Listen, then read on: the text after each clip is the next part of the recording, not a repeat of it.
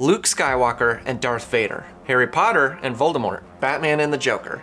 Hey, come on, we all know that the Heath Ledger version's the best. Everyone and every business has a nemesis, or at least some friendly competition. And since your prospective buyers are gonna find out about them anyway, you need to address them in your own content.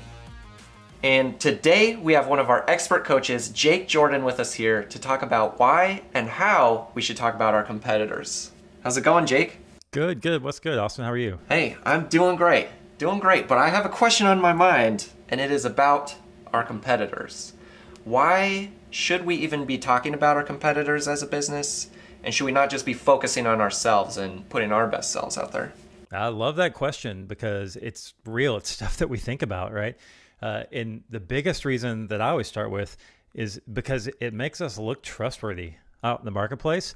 And what I mean by that is, sure, we're all trying to gain trust with people that are buying from us, but people aren't dumb. They know that there's other people out there that they can buy from and that might be better at you than something, or might be way worse than you at something. And so when you just put it out there and talk about your competitors, you're showing them you're not afraid to be transparent, to be genuine, and just to show them that, we have something that could work for you, but we know we're not for everyone. So you can trust us when you come to us. Okay, yeah, that makes sense. It's more of a angle of helping the customer than like worrying about your competitors. It's more just coming from that angle of we want you to see everything that's out there. When we're creating content for our business and our marketing and sales, whether that's written or video, how exactly should we go about talking about those competitors? Yeah, so we talk a lot about answering questions and helping people learn and educate. And so what we should always be doing is thinking like the customer. We should be thinking, what are questions that I have when I ask and go someplace? And, we call that the Big Five in Marcus's book. But just think about it even simpler is, if I'm going to buy something like what I sell, what would I want to know? And the really cool thing is what happens is when you write about those problems and those decisions that you have to make as a customer, you actually end up helping your own like organic reach and SEO for your website. And you capture areas of the web that you would never normally do because you're actually supplying something that people need when they search. And we're not even just talking Google search anymore. We're talking social, we're talking Reddit type stuff. We're talking all these different places that content can show up now. As long as you're answering questions that people have, it's going to help you get someplace that people can trust you, like we just talked about before, right? But also you show up, and that's super important in this like super hyper overexposed market of information that we live in these days. So when you're talking about them, are you just kind of giving your opinion or more going with facts, good or bad? What is kind of the approach there? That's a good distinction to make because a lot of times when we write, we have a tendency to share our opinions about how we feel about things. And there's definitely nothing wrong with sharing your opinion. But once again, if we go back to thinking like a customer, what we want to know is, how do we decide? Like, what should we be looking at? What are things that I'm not considering because I just haven't been down this path that many times, and hopefully you have, and you can help me. So to answer your question, facts should really be most of what you share, and not just like facts and figures, I'm a robot. It's like, hey, here's the things that maybe you didn't know because we've been doing this for 25 years. There's 3 major things that really affect the way that you make this purchase, and here they are. And on top of that, if you're sharing those facts, you need to share all the facts. You don't need just to hold on to a few that make you look good. You got to make sure that you say the things about the competitors that they're going to go find anyway if they go and look at their websites and their social medias. And ultimately what that does, and it's probably my favorite part of writing about competitors, is you get to control the conversation on the web. You're the one talking about the important things, and they don't need to go anywhere else. They're hearing it all from you. And even if they're not, that you're sharing so much, they trust what you do. They might go fact check you, but they're going to come back to you. And ultimately that's what we want, right? Yeah, that makes sense. They're gonna see it. They'll go check it out on their own. Like you said, fact check you, but then remember, oh, that's awesome that they shared that in such an honest way. So you coach a lot of clients in how to create content about their competitors. In your time coaching your clients, have you ever seen one of those competitors get upset with a business about talking about them as a competitor?